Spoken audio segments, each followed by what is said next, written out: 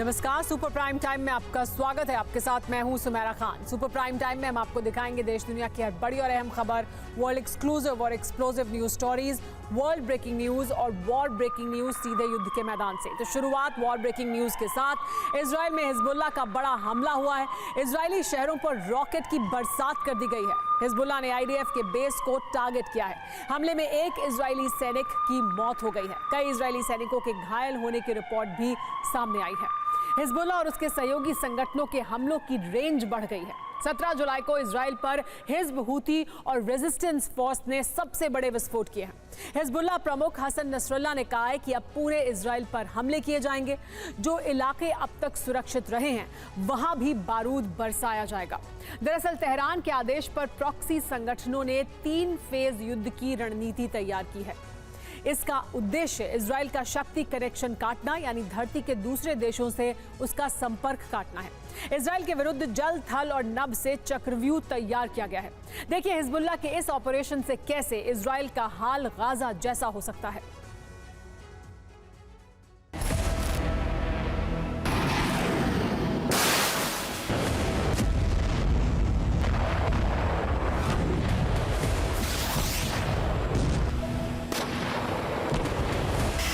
وما تقبل به حماس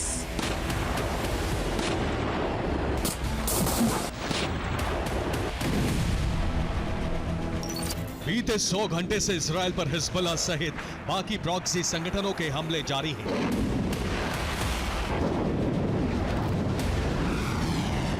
और अब ये हमले हर घंटे तेज होते जा रहे हैं। 17 जुलाई की रात और 18 जुलाई को हिजबुल्लाह ने उत्तरी इजराइल के कई इलाकों पर विध्वंसक रॉकेट हमले किए हैं। ये हिजबुल्लाह के रॉकेटों की बरसात है, जिससे आयरन डोम डिफेंस का सिस्टम ही चकमा खा गया है।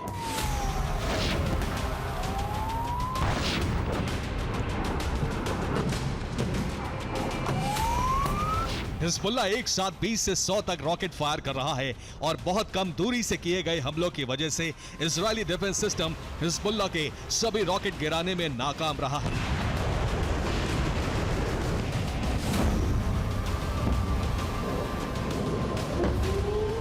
हिजबुल्लाह अब तक उत्तरी इजराइल पर हमले कर रहा है।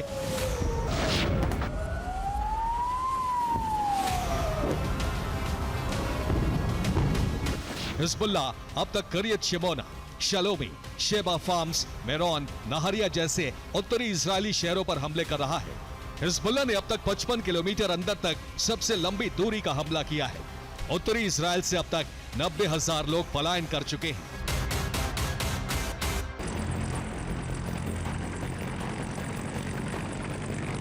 इन हमलों के पलटवार में इजराइल ने दक्षिणी लेबनान पर मिसाइल, ड्रोन और वायुसेना के जरिए हमले किए हैं। लेकिन 17 जुलाई को इजराइल ने पहली बार दक्षिण पूर्वी लेबनान पर हमले किए हैं।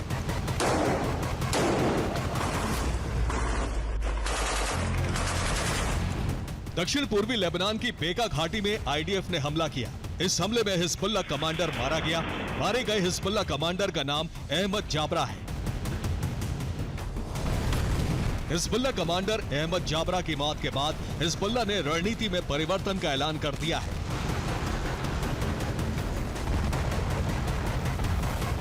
हिजबुल्लाह प्रमुख हसन नसरल्लाह ने कहा है कि अब पूरे इजराइल पर हिजबुल्लाह के हमले निश्चित हैं।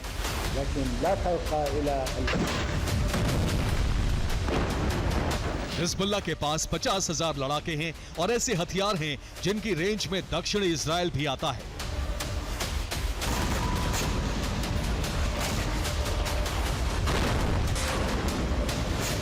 हिजबुल्लाह के पास जल 1 मिसाइल है। इसकी रेंज 160 किलोमीटर है। वॉरहेड क्षमता 600 किलो है और कुल 10,000 से ज्यादा मिसाइलें हो सकती हैं। फतेह 110 मिसाइल भी होने की रिपोर्ट है। इसकी रेंज है 300 किलोमीटर, वॉरहेड क्षमता है 500 किलो और ये 1000 से ज्यादा हो सकती है। हिजबुल्लाह के पास स्कड मिसाइलें भी हैं। इनकी रेंज 700 किलोमीटर तक है। वॉरहेड क्षमता 800 किलो तक होती है और इनकी संख्या अज्ञात है।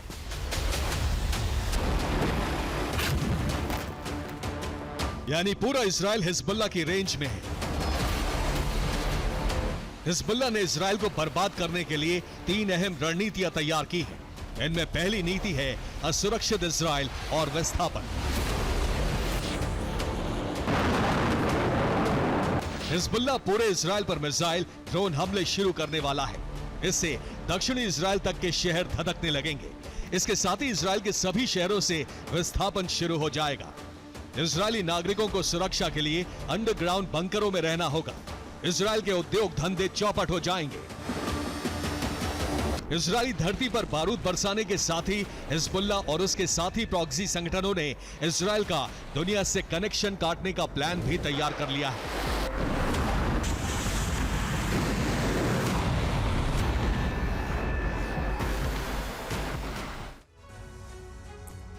हिजबुल्लाह का पहला प्लान है भूमध्य सागर से इजराइल का कनेक्शन पूरी तरह काट देना। इसके लिए लेबनान से भूमध्य सागर जलमार्ग पर हिजबुल्लाह के हमले जारी हैं। हिजब के साथ साथ लेबनान से इराकी रेजिस्टेंस भी हमले कर रहा है। इजरायली जहाजों या इजराइल जाने वाले जहाजों पर यूएसपी और मिसाइल हमले किए जा रहे हैं। इन हमलों से इजराइल का हाइफा पोर्ट करीब करीब बंद हो चुका है। एक तरह से इजराइल का भूमध्य सागर से कारोबारी कनेक्शन कट चुका है। इराकी रेजिस्टेंस फोर्स ने 16 जुलाई को ओलिविया मालवाहक जहाज को नष्ट किया है। इसके साथ ही दूसरी तरफ इजराइल का लाल सागर कनेक्शन भी कट चुका है। यमन से हूती संगठन इजराइल के इलात पोर्ट पर मिसाइल हमले कर रहा है। हूती के निशाने पर लाल सागर के होकर इजराइल जाने वाले या उसके मित्र देशों के जहाज हैं। बीते 72 घंटे में हूती ने 2 मालवाहक जहाजों पर हमले कर उन्हें नष्ट कर दिया है। एक तरह से इजराइल का लाल सागर कनेक्शन करीब करीब पूरी तरह कट चुका है और 2 सागरों से सटे होने के बाद भी इजराइल लैंडलॉक नेशन जैसी स्थिति में पहुंच चुका है।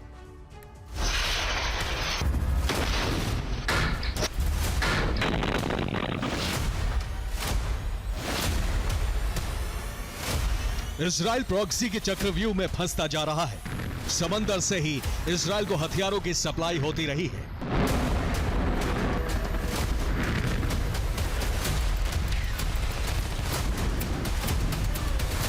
अगर भूमध्य सागर का रूट पूरी तरह बंद हुआ तो इजराइल के पास हथियार मांगने का एक ही विकल्प होगा और वो है हवाई मार्ग।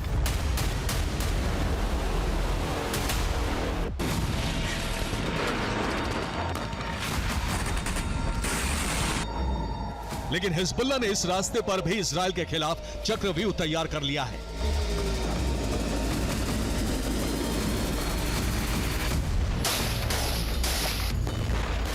लेबनान, सीरिया, इराक और यमन में कई प्रॉक्सी संगठन सक्रिय हैं।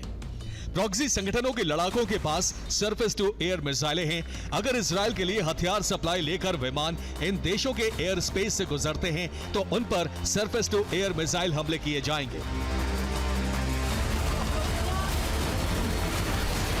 यानी इजराइल को जल, थल और नभ तीनों मोर्चों पर प्रॉक्सी संगठनों ने घेर लिया है।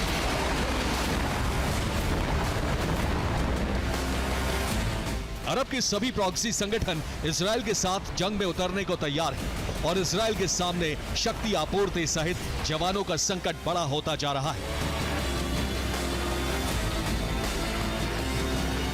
गाजा की जंग में इजराइल को अपने मरकाबा टैंक और सैन्य वाहन बड़े पैमाने पर गंवाने पड़े हैं और अब उसके सामने सेना को फिर से पुनर्गठित करने की चुनौती है।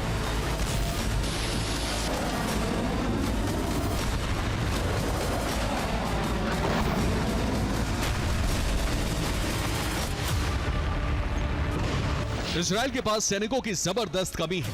जून के अंत में रक्षा मंत्री ने कहा था कि तुरंत 10,000 सैनिकों की जरूरत है। सैनिकों की जरूरत पूरा करने के लिए इजराइल ने अनिवार्य सैन्य सेवा की समय सीमा 4 महीने बढ़ा दी है। यानी सभी नागरिकों को 4 महीने ज्यादा सैन्य सेवा देनी होगी।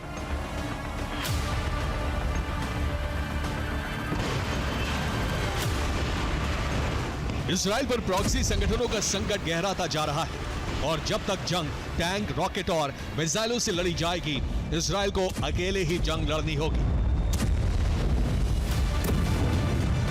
इसीलिए इजराइल एक बड़ी जंग की तैयारी कर रहा है और ये चिंगारी किसी भी दिन भड़ककर विश्व युद्ध में बदल सकती है।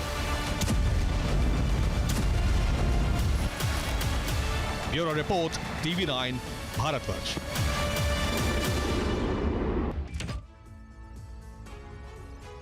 युद्ध के मैदान से आ रही इस वक्त की बड़ी खबर, रूसी MLRS ब्रिगेड का विध्वंसक एक्शन। यूक्रेनी ठिकानों पर दर्जनों रॉकेट की बरसात कर दी गई। हमले में यूक्रेनी सैनिक और हथियार खत्म हो गए।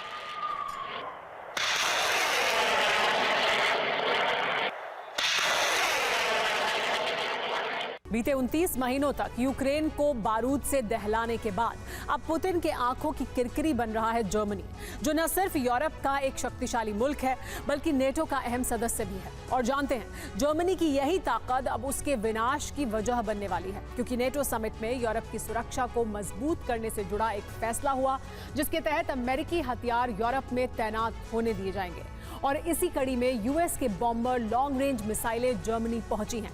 बस फिर क्या, पुतिन ने बर्लिन को नष्ट करने का ऐलान कर दिया और इसके साथ साथ यूरोपीय देशों की राजधानियों को दहलाने का प्लान भी तैयार कर लिया।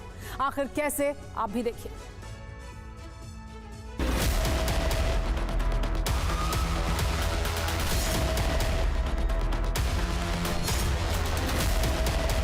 Берлин, Варшава, все Прибалты, Париж, Бухарест, Прага.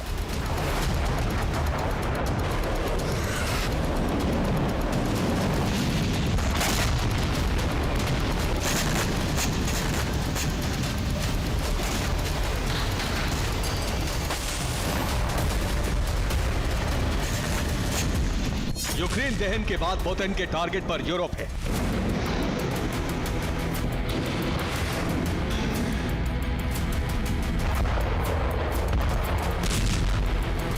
यूरोपीय देशों की राजधानी है।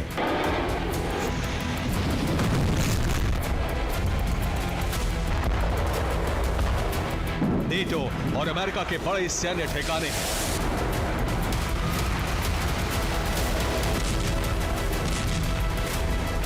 बारूदी गोदाम है।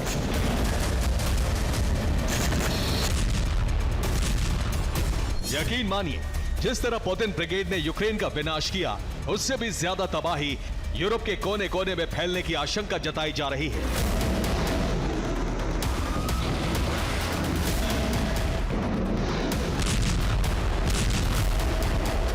और इन आशंकाओं को बल कोई और नहीं बल्कि खुद रूसी मीडिया दे रहा है।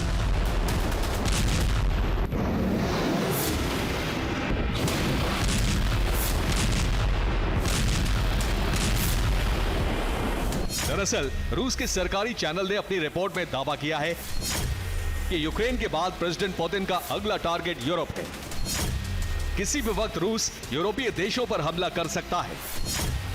यूरोपीय देशों की राजधानी रूसी डिफेंस का प्राइम टारगेट है।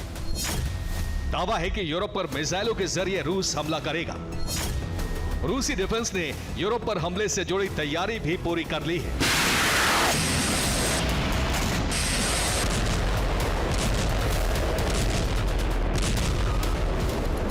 रूसी मीडिया का दावा है कि क्रेमलिन के वॉर रूम में मौजूद पुतिन ने अपने टॉप कमांडरों के साथ हमले से जुड़ी मीटिंग तक कर ली है। इतना ही नहीं, दावा तो यहां तक किया जा रहा है कि पुतिन यूरोपीय देशों के चप्पे चप्पे पर नजर बनाए हुए हैं।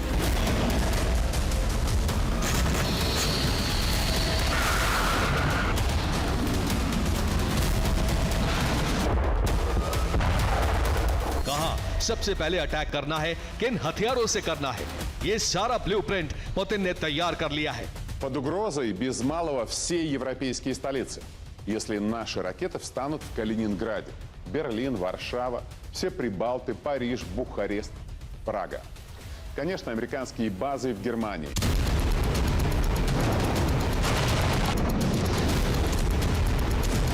अब सवाल यह है कि अचानक ही पुतिन का फोकस यूरोप पर क्यों शिफ्ट हुआ। आखिर क्यों पुतिन यूरोपीय देशों की कैपिटल्स को दहलाने का प्रण ले चुके हैं।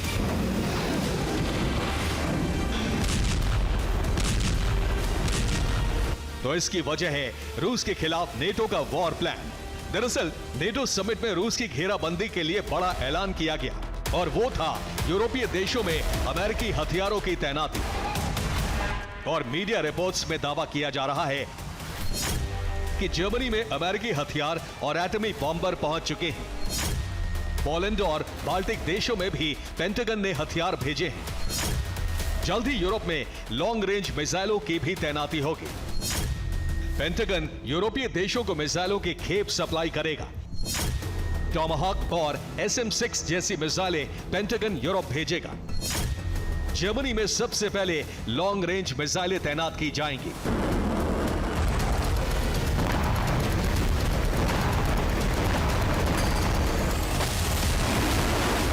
बस नेटो और अमेरिका के इसी चक्रव्यूह से भड़के पुतिन ने बर्लिन समेत यूरोपीय देशों की तमाम कैपिटल्स को दहलाने का प्लान तैयार कर लिया है।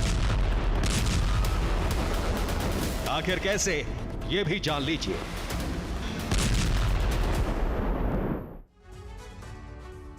रूसी मीडिया में दावा किया जा रहा है कि यूरोपीय देशों की राजधानी पर हमला कैलिनिनग्राड से हो सकता है। ऐसे में वो कौन कौन से यूरोपीय देश हैं जिनकी राजधानी पुतिन सेना के टारगेट पर है, ये भी जान लीजिए। रूसी मिसाइलों का सबसे पहला अटैक जर्मनी की राजधानी बर्लिन में हो सकता है, जिसकी कैलिनिनग्राड से दूरी करीब 560 किलोमीटर है, क्योंकि बर्लिन में ही अमेरिकी हथियारों और लॉन्ग रेंज मिसाइलों की खेप पहुंची है। यूरोप में पुतिन ब्रिगेड का दूसरा टारगेट पोलैंड की राजधानी वॉर्सो भी होगी। ये रूसी बॉर्डर से महज 278 किलोमीटर दूर है और आपको बता दें कि मौजूदा वक्त में पोलैंड यूक्रेन के लिए पश्चिम से मिलने वाले हथियारों का एंट्री पॉइंट है।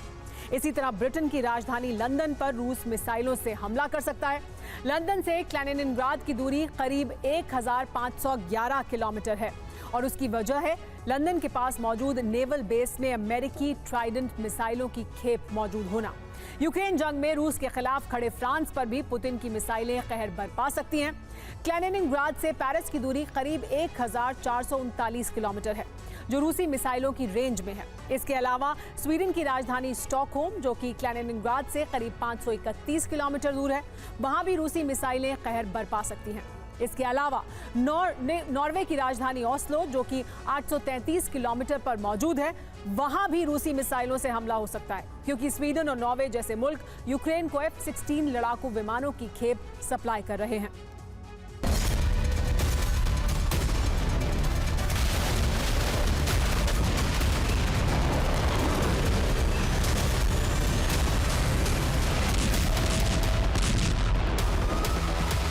दरअसल यूरोप के जिन देशों की राजधानी पर रूस मिसाइल हमले की तैयारी कर रहा है, असल में वो नेटो का भी हिस्सा है और इन तमाम यूरोपीय देशों की यूक्रेन जंग में सीधी दखलंदाजी भी है।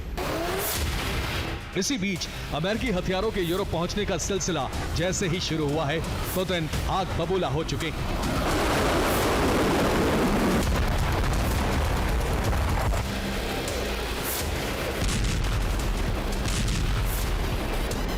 और सीधे सीधे नेटो पर दबाव बनाने के लिए मिसाइल हमले का प्लान तैयार किया है। पुतिन की इस तैयारी को देख ब्रसेल्स से वॉशिंगटन तक कोहराम मच चुका है। दावा तो यहां तक किया जा रहा है कि क्रेमलिन की धमकी के बाद अमेरिकी जासूसी विमान रूस की गतिविधियों की जानकारी जुटाने ब्लैक सी के पास पहुंच चुके हैं।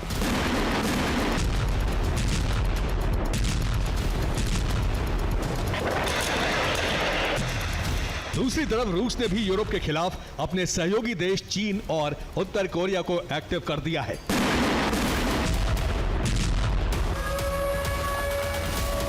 जहां अमेरिका पर दबाव बनाने के लिए साउथ चाइना सी में रूस और चीन नेवल ड्रिल कर रहे हैं, वहीं पोलैंड बॉर्डर के पास चीन और बेलारूस की सेना मिलिट्री ड्रिल कर रही है। यानी अब नेटो के खिलाफ पुतिन गुट आक्रामक तेवर अपना चुका है। अब यह देखना होगा कि पुतिन के इस ट्रेलर से नेटो भड़कता है या फिर सरेंडर करता है। Bureau report, TV9, Bharatvarsh. Ukraine ने एक बार फिर क्रीमिया के सेवेस्तोपोल को टारगेट बनाया। क्रीमिया को दहलाने के लिए यूक्रेनी फौज लगातार 4 घंटे तक संघर्ष करती रही। रूसी डिफेंस को नाकाम करना बेहद मुश्किल हो रहा था, लेकिन आखिरकार यूक्रेन के सरफेस ड्रोन का एक हमला कामयाब हुआ और सेवेस्तोपोल पर जोरदार धमाका हुआ। यूक्रेन के हमले में रूस के कई फ्रीगेट को नुकसान पहुंचा है, सैन्य बोट भी जल गए, जबकि एक ऑयल टैंकर में बड़ा धमाका टल गया। रूस ने सुबह से बदले का एक्शन शुरू किया और यूक्रेन की राजधानी में कई धमाके हुए।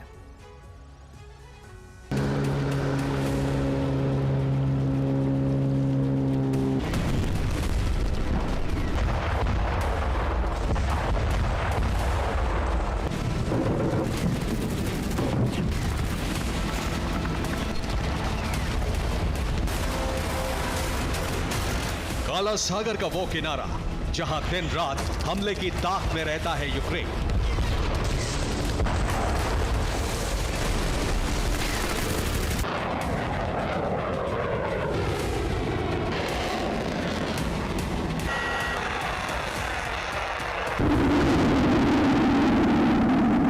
क्रीमिया के उसी तट पर एक बार फिर भयंकर धमाके हुए।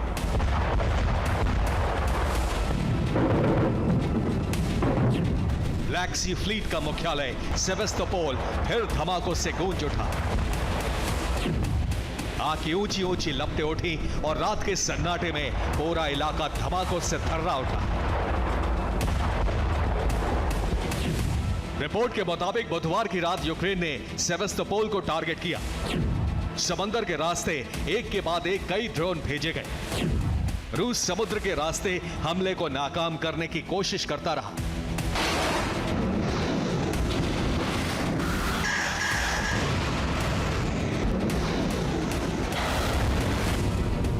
रूस के दावों से अलग खबर यह है कि सेवेस्तोपोल पर यूक्रेन एक बार फिर हमला करने में कामयाब हो गया।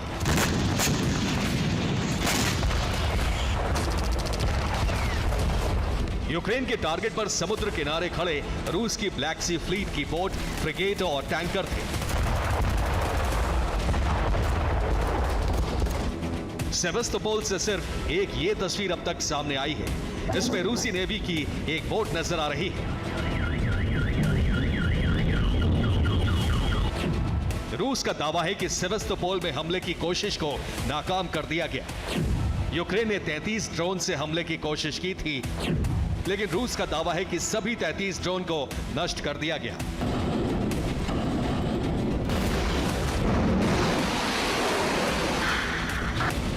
दूसरी तरफ यूक्रेन के हवाले से जो खबर आई है उसके मुताबिक रूस ने जिस इलाके की सुरक्षा के लिए कई रणनीति बनाई, कई तरह के सुरक्षा घेरे बनाए,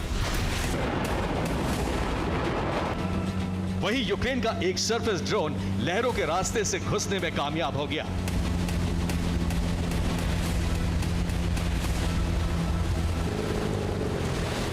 यूक्रेन के सरफेस ड्रोन से भयंकर धमाके होते हैं और इस बार भी सेवेस्तोपोल पर रात के अंधेरे में आग की रोशनी फैल गई।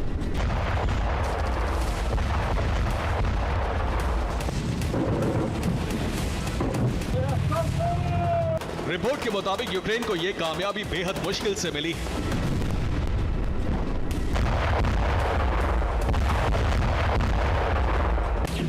यूक्रेन लगातार 4 घंटे तक हमला करता रहा। हमले में यूक्रेन ने कई मिसाइलों का इस्तेमाल किया। हवा से कई ड्रोन ने भी क्रीमिया में घुसने की कोशिश की। इस दौरान लगातार रूस के एयर डिफेंस एक्टिव रहे और आसमान में धमाके होते रहे।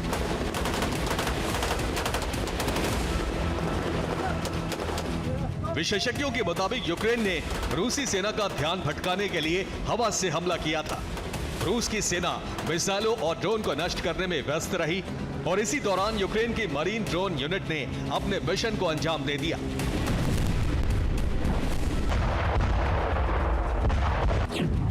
रिपोर्ट के मुताबिक ब्लैक सी के रास्ते 5 मरीन ड्रोन ने सेवेस्तोपोल का रुख किया।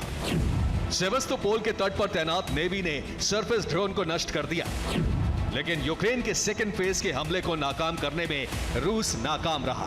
किया जा रहा है कि यूक्रेन के हमले में रूस को बहुत बड़ा नुकसान हुआ है। हमले में रूस की बोट नहीं बल्कि कई बड़े जहाज भी क्षतिग्रस्त हुए।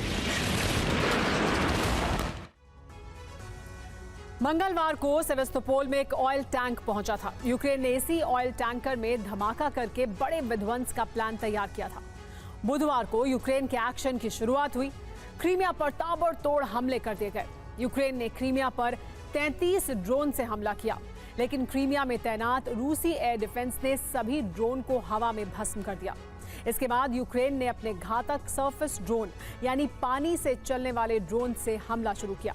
10 सरफेस ड्रोन से हमले की कोशिश हुई, लेकिन रूसी डिफेंस को तोड़ना बेहद मुश्किल हो रहा था। इस दौरान हवा और पानी में काला सागर में लगातार धमाके होते रहे, लेकिन आखिरकार सेवेस्तोपोल पर हमला कामयाब हुआ।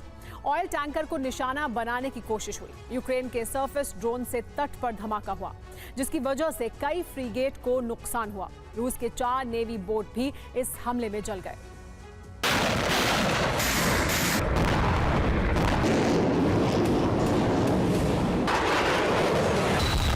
सेवेस्तोपोल में कई धमाके की आवाज सुनी गई। इससे ज्यादा अभी रूसी मीडिया में नहीं बताया जा रहा है।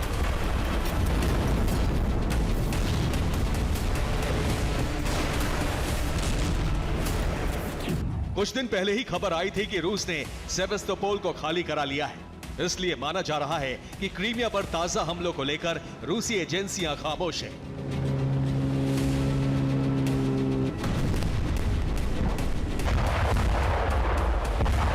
लेकिन रूस की बौखलाहट का असर कीव में देखा जा रहा है। गुरुवार सुबह से ही यूक्रेन की राजधानी कीव पर कई बार मिसाइल से हमले हुए हैं।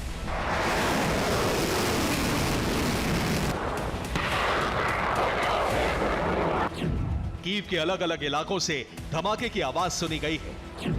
कीव में सुबह से लगातार एयर अलर्ट का सायरन बज रहा है। सुबह से ही कीव के सभी बम शेल्टर लोगों से फुल हो गए थे। रूस में जब जब बड़े हमले होते हैं, कीव को टारगेट बनाया जाता है और जिस तरह से सुबह से कीव पर हमले हो रहे हैं, उससे जाहिर हो रहा है कि रूस को कोई बड़ा नुकसान उठाना पड़ा है।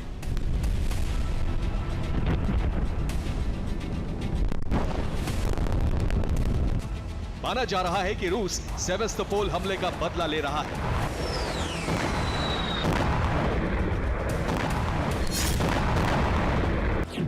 बहुत दिनों बाद रूस ईरान के ड्रोन से हमले कर रहा है। कीव पर कई शाहिद ड्रोन से धमाके हो चुके हैं। एयर डिफेंस न होने की वजह से ड्रोन से धमाके हो रहे हैं। रूस अब कीव को दहलाने के लिए महंगी मिसाइलों का इस्तेमाल नहीं कर रहा है। रूस को अच्छी तरह से पता है कि कीव का हवाई कवच बेहद कमजोर हो चुका है, इसलिए फिर ईरान के ड्रोन का इस्तेमाल हो रहा है। रिपोर्ट के मुताबिक रूसी हमले के बाद कीव में आपातकाल का ऐलान किया गया है। इस बार रूस कीव के अहम ठिकानों को टारगेट कर रहा है। रूस राष्ट्रपति भवन पर हमले की कोशिश में है। सरकारी भवनों को भी टारगेट किया जा रहा है। कीव के पावर हाउस को भी निशाना बनाया जा रहा है। कीव में भले ही एयर डिफेंस कम है, लेकिन राष्ट्रपति भवन और सेना के मुख्यालय जैसे भवनों की सुरक्षा में एयर डिफेंस तैनात है। रूस के कई ड्रोन हवा में नष्ट हो चुके हैं। ड्रोन का मलबा गिरने की वजह से कीव की कई इमारतों को नुकसान पहुंचा है। फिलहाल कीव में सन्नाटा है और सभी लोगों को बम शेल्टर्स में रहने को कहा गया है। यूक्रेनी वायुसेना के ठिकाने भी रूस के टारगेट पर हैं। Bureau report, TV9 Bharatvarsh.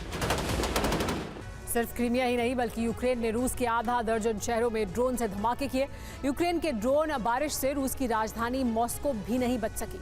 Ukraine ने आधी रात को हमला कर रूस की सरकारी इमारत, रडार स्टेशन, हथियार गोदाम और S-300 एयर डिफेंस सिस्टम को जला दिया। इस बात से बौखलाई रूसी सेना ने यूक्रेन में 3000 किलो के महाबम से हमला करना शुरू कर दिया है। ये वो बम है जो एक छोटे शहर को सिर्फ एक धमाके में तबाह कर देता है।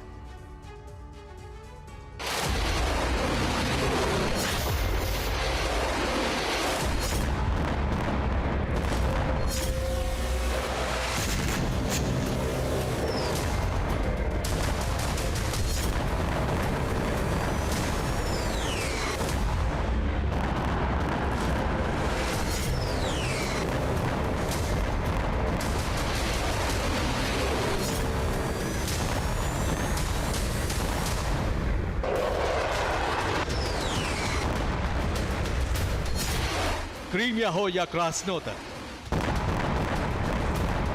बेलगरोद हो या कुर्स्क, रोस्टोव हो या वोल्गोग्राद,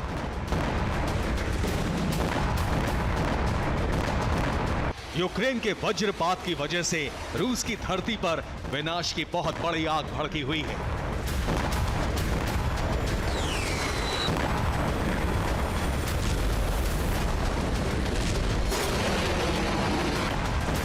यूक्रेनी सेना के बारूदी जलजले से रूस की राजधानी मॉस्को भी नहीं बच पा रही है।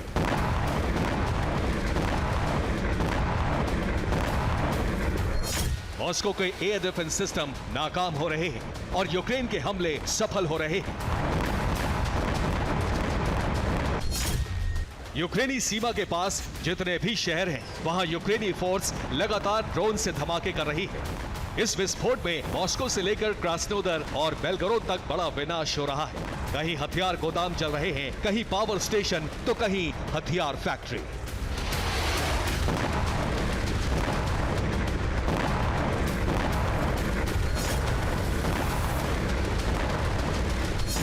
हैरानी की बात यह है कि रूसी सेना यूक्रेन के इन हमलों को रोकने में पूरी तरह से विफल हो रही है।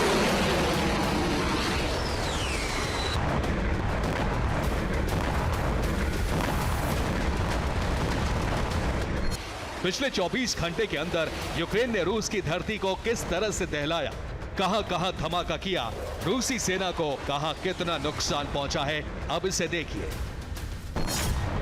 मॉस्को में यूक्रेन ने धमाका किया तो सरकारी इमारत में भीषण आग लग गई। क्रास्नोदर में यूक्रेन ने भीषण ड्रोन हमला कर रूस के 2 हथियार गोदामों को जला दिया। डोनेस्क में यूक्रेन ने हमला कर रूस के S-300 को तबाह कर दिया।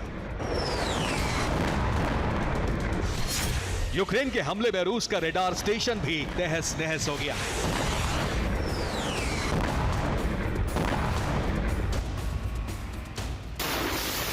इतना ही नहीं, युद्ध में रूस के नुकसान का आंकड़ा अचानक बढ़ गया है। जंग में रोजाना औसतन 1200 रूसी सैनिक मारे जा रहे हैं।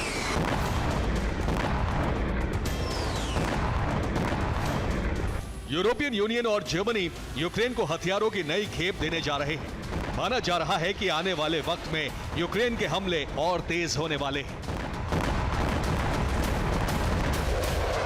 यूक्रेन के हमलों से बौखलाए रूस ने यूक्रेन पर Su-34 से फैब 3000 बमों की बरसात शुरू कर दी है।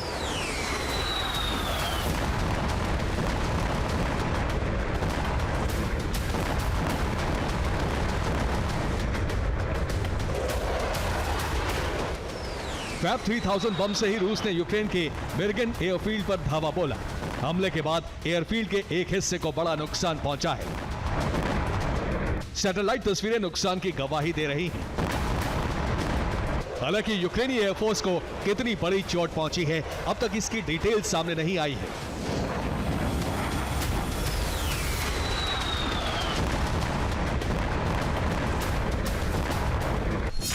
रूसी सेना इस वक्त जिस फैब 3000 ग्लाइड बम से हमले कर रही है, वो एक धमाके के साथ ही 11 फुटबॉल मैदान जितने एरिया को शमशान बनाने का मादा रखता है। यही वजह है कि यूक्रेन में इसके धमाके से बहुत बड़ी तबाही हो रही है। खार्किव के वोल्चांस्क में भी रूस ने इसी महाबम से हमले किए। हमले में यूक्रेनी फोर्स के कई ठिकाने ध्वस्त हो गए।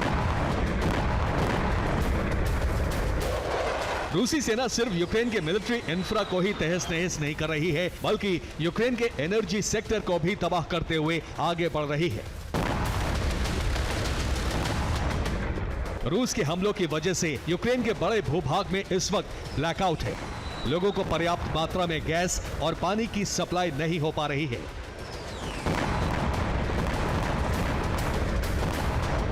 एक दिन के अंदर यूक्रेन में बहुत बड़ा सैन्य संहार भी हो गया है। रूसी रक्षा मंत्रालय के मुताबिक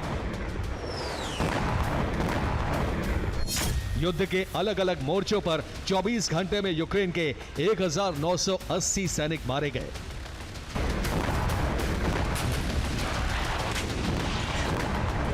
जाहिर है यूक्रेन को हर रोज बड़ा नुकसान झेलना पड़ रहा है। यूक्रेन गुरिल्ला हमलों के जरिए रूसी धरती को दहला तो रहा है, लेकिन युद्ध भूमि में उसे लगातार झटके लग रहे हैं। ज़ेलेंस्की और उनकी सेना को अब अमेरिका से ही उम्मीद है।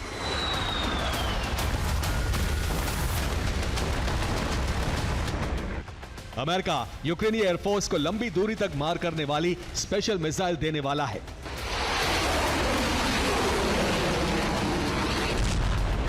इसके बाद यूक्रेन ने रूस में काफी अंदर तक तबाही मचाने की रणनीति बनाई है, लेकिन डर इस बात का है कि कहीं मिसाइल मिलने से पहले ही यूक्रेनी फोर्स सरेंडर को मजबूर न हो जाए। Bureau report, TV9, Bharatvarsh. NATO और रूस के बीच सीधे युद्ध की आशंका तेज हो रही है और नेटो के सभी देश आत्मरक्षा की तैयारी में जुट गए हैं, क्योंकि इस बार अमेरिका के राष्ट्रपति चुनाव में डोनाल्ड ट्रंप की जीत तय मानी जा रही है और ट्रंप की जीत के मायने होंगे कई नेटो देशों के सामने सुरक्षा के मामले में आत्मनिर्भर होने की मजबूरी। इसीलिए नेटो देश यूक्रेन को हथियार सप्लाई में कटौती कर रहे हैं। अकेले पड़ते जा रहे यूक्रेन ने यूरोप को युद्ध में खींचने के लिए महाविनाश का ब्लूप्रिंट तैयार किया है। देखिए क्या है ज़ेलेंस्की का सनसनीखेज प्लान।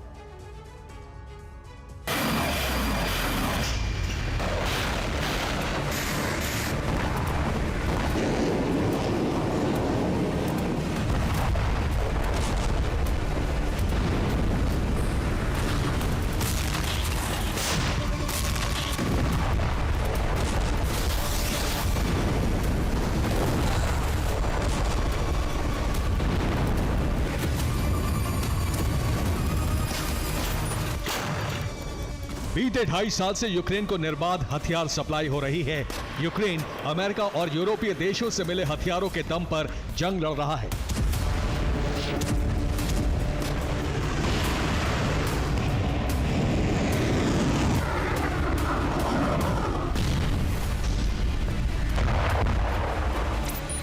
लेकिन अब नेटो संगठन के देश अपनी अपनी आत्मरक्षा के लिए चिंतित हैं और युद्ध भूमि की ये तस्वीर बदलने जा रही है।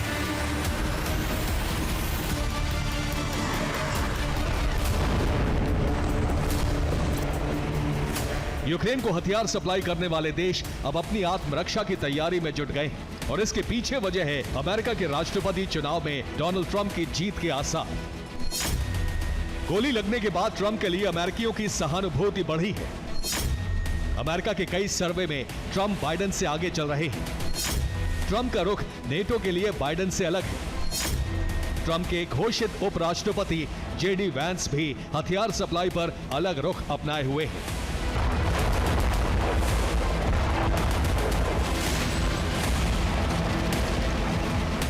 नेटो देशों की चिंता है कि अगर ट्रंप ने चुनाव जीता तो उन्हें सुरक्षा की गारंटी तभी मिलेगी जब वो रक्षा बजट पर अपना खर्च बढ़ाएंगे। इसी चिंता में यूरोप के कई देश यूक्रेन को देने वाली मदद में बड़ी कटौती कर रहे हैं। जैसे जर्मनी ने यूक्रेन को मदद कम करने का ऐलान कर दिया है। 2024 में जर्मनी ने यूक्रेन को 73,000 करोड़ रुपए की मदद का ऐलान किया, लेकिन 2025 में घटाकर इसे 36,500 करोड़ रुपए कर दिया गया। जर्मनी ने यूक्रेन को मदद 50% कम कर दी है, जबकि अपना रक्षा बजट बढ़ाकर 6,70,000 करोड़ रुपए कर दिया है। यह जर्मनी के जीडीपी का 2% है।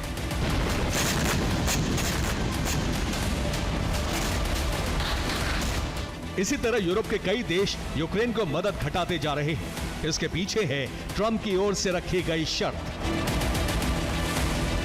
रिपब्लिकन पार्टी के राष्ट्रपति उम्मीदवार ट्रंप कह चुके हैं कि नेटो देशों को रक्षा बजट बढ़ाना होगा। Just going back to Ukraine for 1 second. We have an ocean separating us. The European nations together have spent 100 billion or maybe more than that, less than us. Why doesn't he call them and say you got to put up your money like I did with NATO? Trump के पूर्व सलाहकारों और उपराष्ट्रपति पद पर घोषित नाम JD Vance ने इस पर अपनी राय रखी है कि नेटो का भविष्य क्या होने वाला है। पहला कयास है ट्रंप नेटो में 2 लेयर रणनीति लागू करने वाले हैं।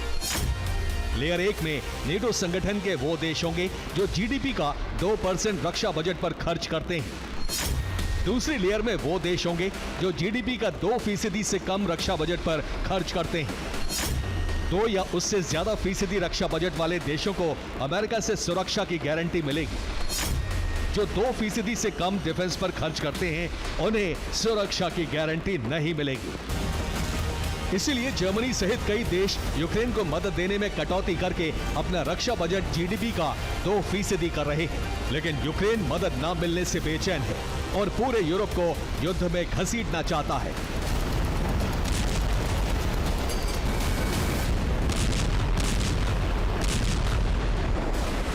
यूक्रेन के बारे में रूसी खुफिया एजेंसी की रिपोर्ट है कि यूक्रेनी खुफिया एजेंसी एक रेडिएशन और केमिकल ऑपरेशन डिजाइन कर रही है। रूस की रिपोर्ट के मुताबिक यूक्रेन का पहला प्लान है कि वो केमिकल बम का इस्तेमाल कर सकता है। ये केमिकल बम कीव की लैब में तैयार किए गए हैं। दूसरा प्लान है कि वो डर्टी बम विस्फोट करके रेडिएशन फैला सकता है।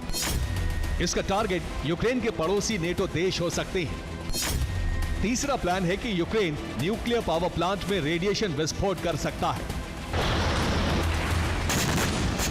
यूक्रेन चाहता है कि उसकी जमीन बचाने के लिए उसे हथियार दिए जाएं, और अगर हथियार नहीं दिए जाते तो आत्मरक्षा में जुटे नेटो देशों को सीधे जंग में उतार दिया जाए।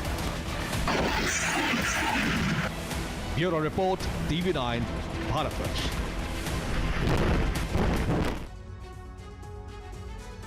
सुपर प्राइम टाइम में फिलहाल वक्त हो गया एक ब्रेक का, बने रहिए हमारे साथ।